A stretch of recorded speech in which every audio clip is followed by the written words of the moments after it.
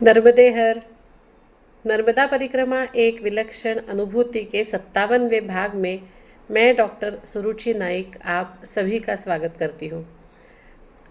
आगे बढ़ना चाहिए, मैं समझती हूँ आप इंतज़ार कर रहे हैं, लेकिन उसके पहले एक बात बताना चाहती हूँ। वो बात ये है कि माता रानी की कृपा से, माँ नर्मदा की कृपा से अयोध्या के दर्शन मैं करके आई हूँ। और जब मैंने कहा कि मैं अयोध्या के दर्शन करके आई हूँ, तो आप लोग पूछेंगे ही कि कैसे दर्शन हुए। तो दर्शन बहुत अच्छे हुए,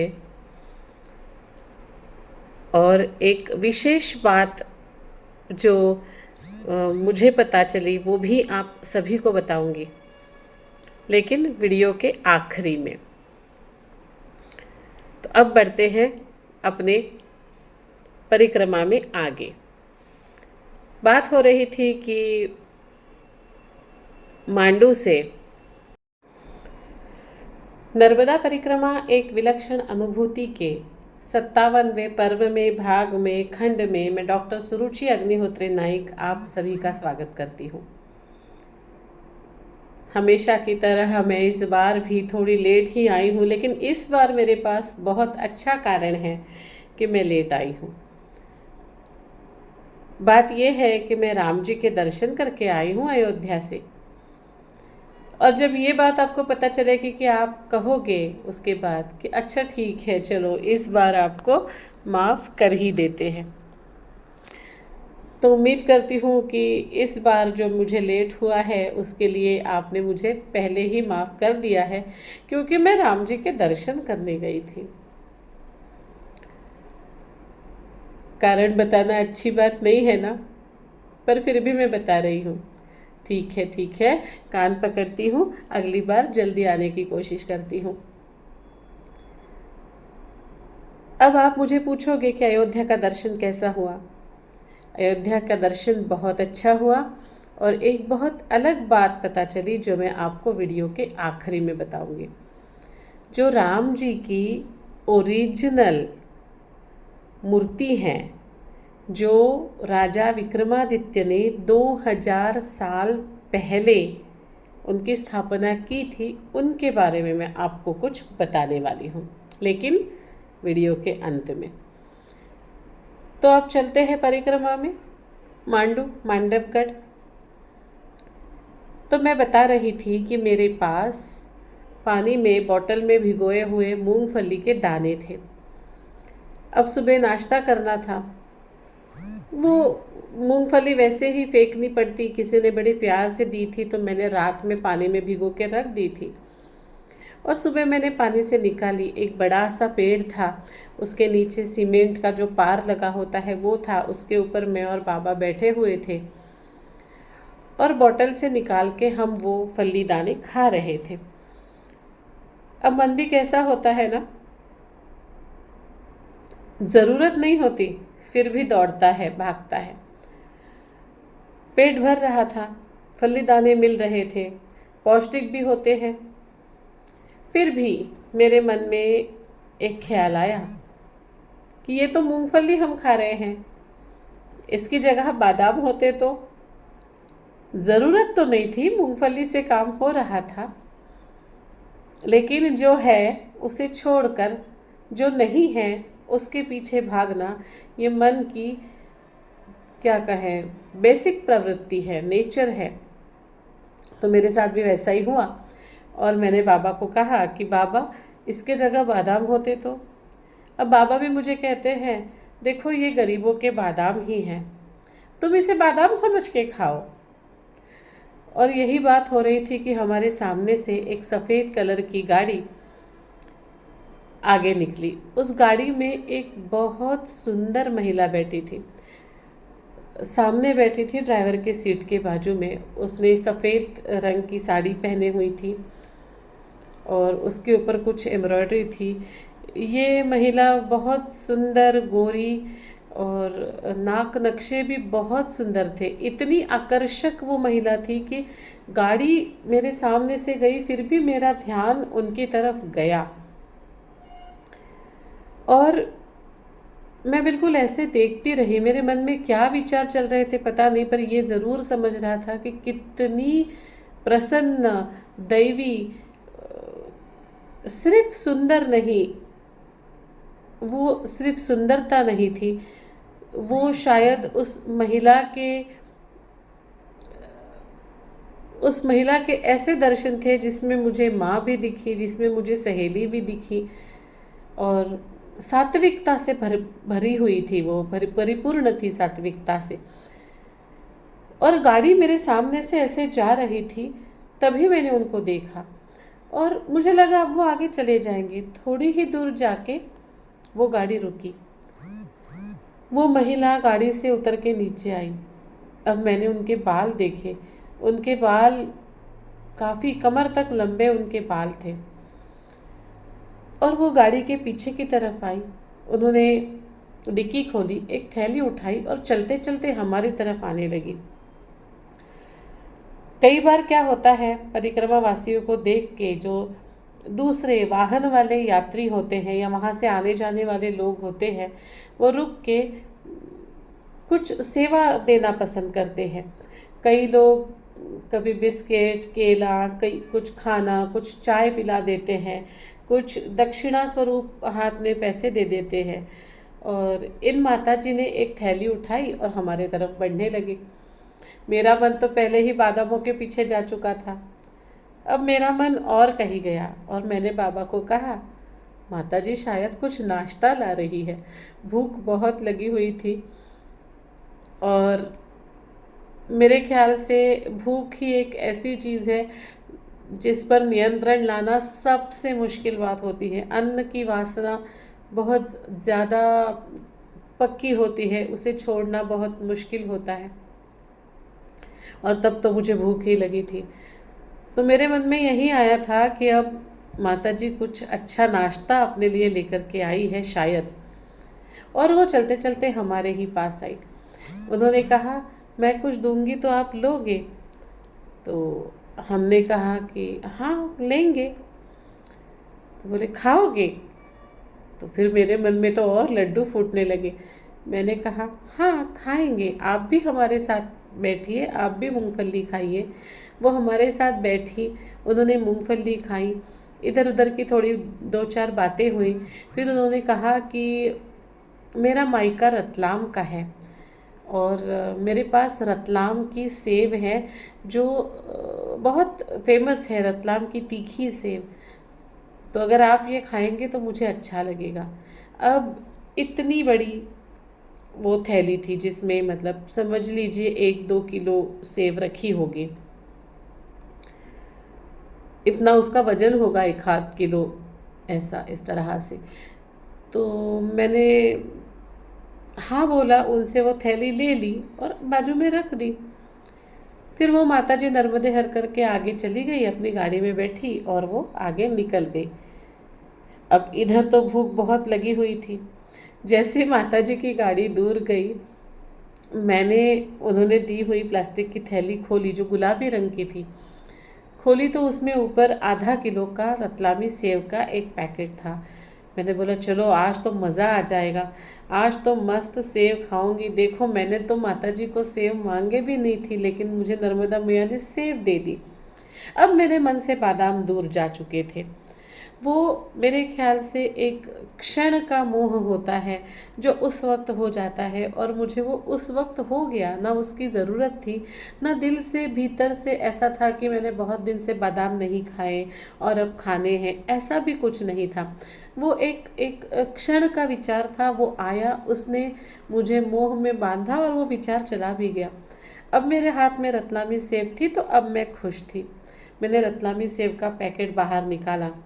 अब दूसरा पैकेट किसका है वो बाहर निकाला तो उसमें 1/2 किलो बादाम थे।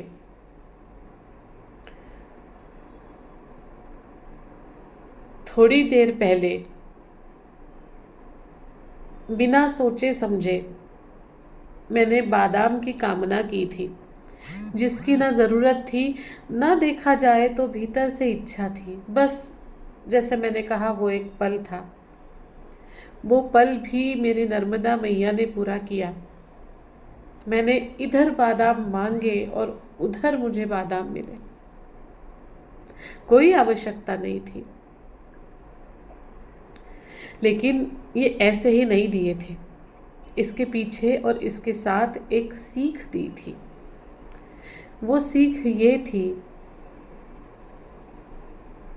कि जब तुम्हारी छोटी छोटी इच्छाएं पूरी हो रही है, तब तुम्हें पता है कि माँ तुम्हारी इच्छाएं पूरी करती है। तो इन छोटी छोटी इच्छाओं में क्यों लगी हो? कुछ ऐसा मांगो, अगर मांगना ही है तो कुछ ऐसा मांगो जिससे ये क्या, कई सारे जन्म सुधर जाए। मांगना ही है तो कुछ ऐसा मांगो जिससे अपने साथ साथ किसी और का भला हो। उसके बाद मैंने तय कर लिया, मेरे मन में चाहे कई विचार आए, उस पर नियंत्रण करना एक अलग विषय है। नियंत्रण कर पाना उसके भी आगे है। विचारों पर नहीं, लेकिन शब्दों पर तो नियंत्रण कर सकती हूँ। उसके बाद मैंने ठान लिया, अब मैं अपने मुख से माँ से कुछ नहीं मांगूंगी, या इसकी जगह वो होता तो, उसकी जगह ये होता तो, ऐसे शब्द नहीं निकालूंगी। अगर मांगना ही है तो वैराग्यदायिनी माँ से मैं वैराग्य क्यों ना मांगू? अगर मांगना ही है तो मैं विश्व मांगल्य क्यों ना मांगू?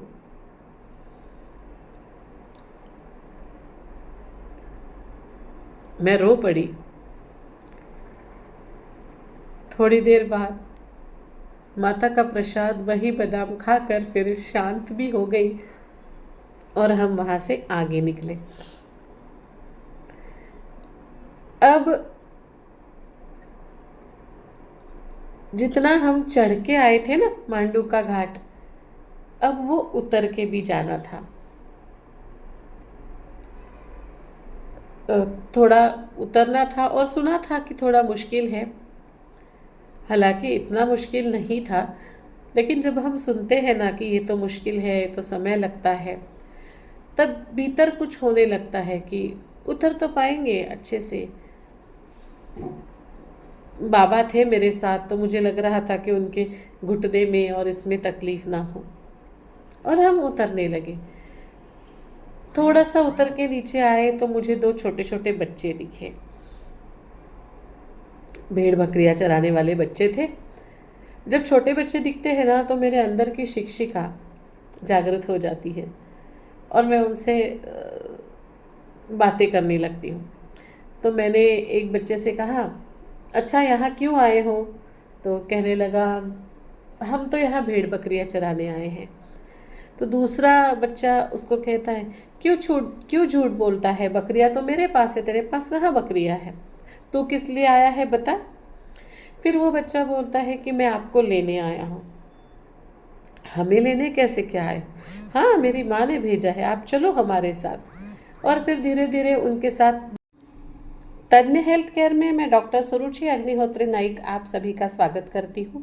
आप वीडियो में देखते रहते हैं टिश्यू सॉल्ट थेरेपी के बारे में, उसी के बारे में आज बात करूँगी। ये एक ऐसी चिकित्सा प्रणाली है जो काफ़ी पुरातन है। हमारे ऋषि मुनि इसका इस्तेमाल, इसका उपयोग किया करते थे। इस चिकित्सा पद्धति से सारी ही बीमारियां दूर हो जाती है, और सबसे महत्वपूर्ण बात इस चिकित्सा पद्धति की ये है कि इसके कोई साइड इफ़ेक्ट नहीं है। आज मैं दिखाऊंगी आपको पेशेंट के कुछ रिव्यूज़, आइए देखिएगा।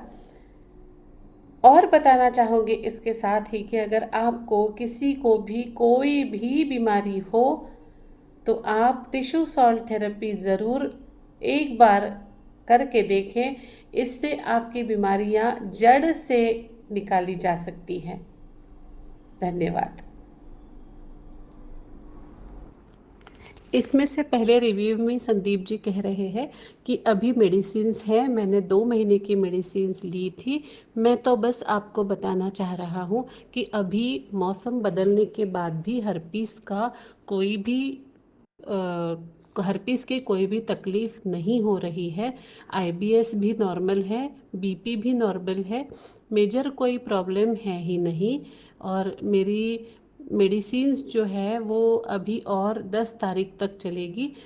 उसके पहले कांटेक्ट करता हूँ, मेडिसिन भेज देना।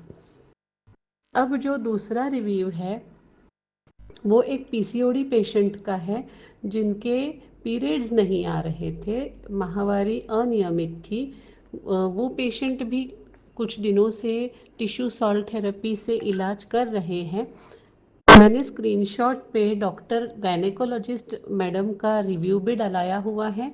वो कह रही हैं कि पिछले रिपोर्ट के मुकाबले इस रिपोर्ट में ओवरी का वॉल्यूम काफ़ी अच्छा आया है। पेशेंट की माहवारी भी अनियमित थी, वो काफ़ी हद तक नियमित हुई है। हालांकि इन पेशेंट को और कुछ दिनों तक दवाइयाँ लेने की आवश्यकता है। आपको भी अगर कोई भी समस्या है तो संपर्क करें। डॉक्टर सुरुचि नाइक, फ़ोन नंबर है। क्यों झूठ बोलता है? बकरियां तो मेरे पास है, तेरे पास कहाँ बकरियां है? तू किस लिए आया है बता? फिर वो बच्चा बोलता है कि मैं आपको लेने आया हूँ। हमें लेने कैसे क्या आए? हाँ, मेरी माँ ने भेजा है, आप चलो हमारे साथ। और फिर धीरे धीरे उनके साथ बातें करते करते हम नीचे कब उतर गए पता ही नहीं चला। अब इनकी माँ ने हमें क्यों बुलाया? तो मैंने पूछा कि पक्का हमें ही तो बुलाया है, किसी और को तो नहीं बुलाया? तो बोले नहीं नहीं, आप ही को बुलाया है। हम उनकी माँ के घर गए। हम घर गए तो उन्होंने हाथ पैर धोने के लिए पानी दिया, पीने के लिए पानी दिया और अंदर वाले रूम में बुलाया, कहा माता जी अंदर आ जाओ। हम अंदर गए तो वहाँ पे हमारे लिए भोजन परोस के थाल रखे हुए थे। माता जी भोजन पालो। मैंने कहा लेकिन आप तो हमें जानते भी नहीं। तब उन्होंने बताया मैंने तो आपको देख आते हुए देख लिया था और तभी मेरे मन में हुआ कि मैं इन माताजी बाबा जी को खाना खिलाऊं। और मैंने तुरंत अपने बच्चों को ऊपर भेजा कि जाओ माताजी को लेके आओ। भूख लगी हुई थी, रतलामी सेव भी पाई मैंने, बादाम भी पाए और अब इनके यहाँ भोजन भी पाया। जो मैंने आपको बताया ना कि अभी मुझे एक लेसन मिला था, एक शिक्षा मिली थी कि मुझे माँ से क्या मांगना चाहिए, वैसा ही कुछ बहुत अलग सा, बहुत सुंदर सा, लेकिन उतना ही मुश्किल एक लेसन मुझे आगे भी मिला। फिर मंडू से होते हुए मैं महेश्वर की तरफ गई और महेश्वर में मैं एक ऐसी व्यक्ति से मिली जो या तो मैं हूँ या तो मुझे वो व्यक्ति बनना है या तो मुझे उससे कुछ सीखना है। लेकिन ये जो महेश्वर में मैं जिनसे मिली, उसके बाद मेरी ज़िंदगी में बहुत बड़ा बदलाव आया। मेरी समझ में बहुत बड़ी चीज़ यहाँ जाके फिट हो गई है। ये एक ऐसा बदलाव है जिससे अगर हम उसे कर पाए, बहुत मुश्किल है, लेकिन अगर हम उसे समझ भी पाए, करने का प्रयास भी करें, तो जीवन में एक भी दुख नहीं होगा, एक भी दुख नहीं मिलेगा। ऐसा कुछ मुझे मिला और ऐसे किसी साक्षी से मैं मिली। कौन थी ये साक्षी? इसने मुझे क्या बताया? क्या हम आमने सामने मिलकर बैठकर बातें कर पाए? अब ये मैं बताऊंगी अगले पर्व में। अब बात करते हैं अयोध्या की। हुआ ये कि जब मैं अयोध्या पहुंची तो वहाँ बहुत बारिश हो रही थी। मेरी अगले दिन की बुकिंग थी। देखिए, एक बात और बताती हूँ। मैं हमेशा कहती हूँ, मैं ना नर्मदा मैया की और मेरे नाना गुरु जो है, मेरे मेरे सतगुरु जो है, उनकी मैं लाडली बच्ची हूँ। मैं बहुत भाग्यवान हूँ। और हर रोज़ मुझे ये यकीन होते जाता है, विश्वास होते जाता है कि मैं भाग्यवान हूँ और मेरी नर्मदा मैया और मेरे नाना मेरे तरफ देख रहे हैं। वो मेरे साथ कुछ गलत होने ही नहीं देते, कभी नहीं होने देते और ना कभी होने देंगे। उल्टा जो मेरे लिए ज़रूरी है, जो मेरे लिए अच्छा है, जो मुझे चाहिए है, बिना बताए ही सब दे देते हैं। ऐसा हुआ। ये तो सारे अनुभूतियाँ आप सुन ही रहे हैं, अब ये अयोध्या के बारे में भी सुन लीजिए। हमने दूसरे दिन का दर्शन का बुकिंग किया था, ऑनलाइन बुकिंग। लेकिन जिस दिन मैं पहुंची वहाँ पे बहुत बारिश हो रही थी। तो मेरे साथ मेरे दो मित्र भी थे, सखिया भी, एक सखी थी। और हम लोगों ने सबने सोचा कि आज ही दर्शन कर लेते हैं, क्योंकि आज बहुत बारिश है तो कल भीड़ ज़्यादा रहेगी। और थके हुए थे वैसे, देखा जाए तो मन तो कर रहा था कि बढ़िया होटल में जाके आराम करें। लेकिन ये विचार आया, सभी लोगों ने ये विचार मान्य भी किया और हम फटाफट तैयार होके वैसे ही भीगते भीगते गीले होके हम मंदिर में गए। आपको बताऊं, वहाँ गर्दी नहीं थी, कोई भीड़ ही नहीं थी। बिल्कुल आराम से दर्शन हुए। 4 से 5 मिनट राम जी के सामने खड़े होने का, उनके सामने सिर झुकाने का अवसर मिला। जब भीड़ होती है तो फटाफट फटाफट बाहर निकाल देते हैं, ये मैंने सुना। लेकिन मेरे साथ ऐसा नहीं हुआ, बिल्कुल आराम से दर्शन हुए। हूँ ना मैं भाग्यवान। अब बताती हूँ जो ओरिजिनल मूर्ति है उसके बारे में।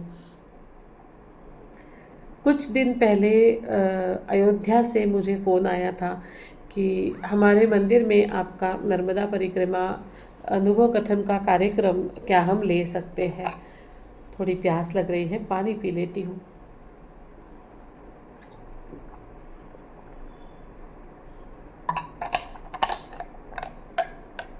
जी। और मैंने सोचा कि जब भी मैं अयोध्या जाऊंगी, इस मंदिर में जहाँ से मुझे फ़ोन आया था वहाँ मैं दर्शन करने ज़रूर जाऊंगी।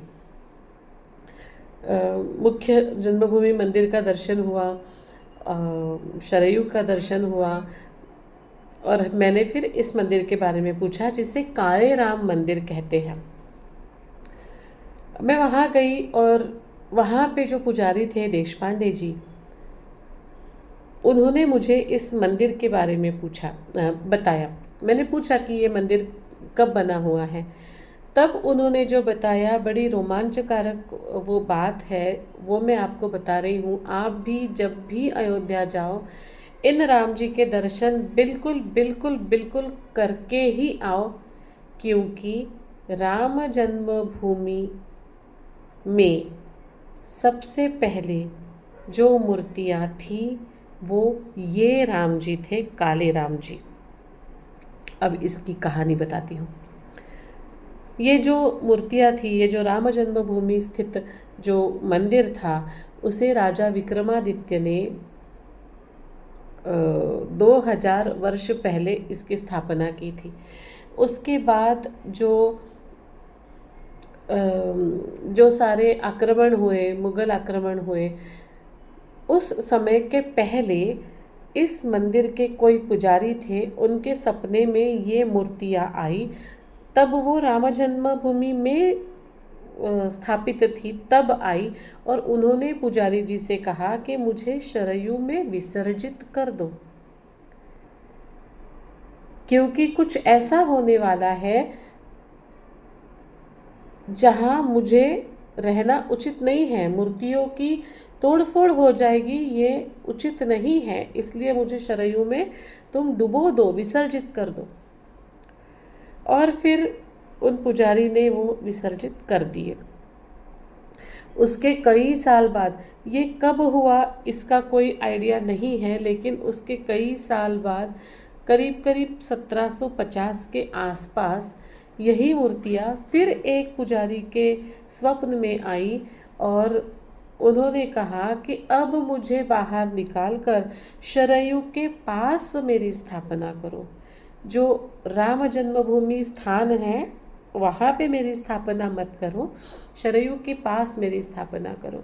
और फिर वो जो पुजारी थे उन्होंने जहाँ वो मूर्ति ने बताया था शरयू जी में, तो वहीं पे डुबकी लगाकर इन मूर्तियों को बाहर निकाला और शरयू के पास ही थोड़े अंतर पर एक मंदिर की स्थापना की।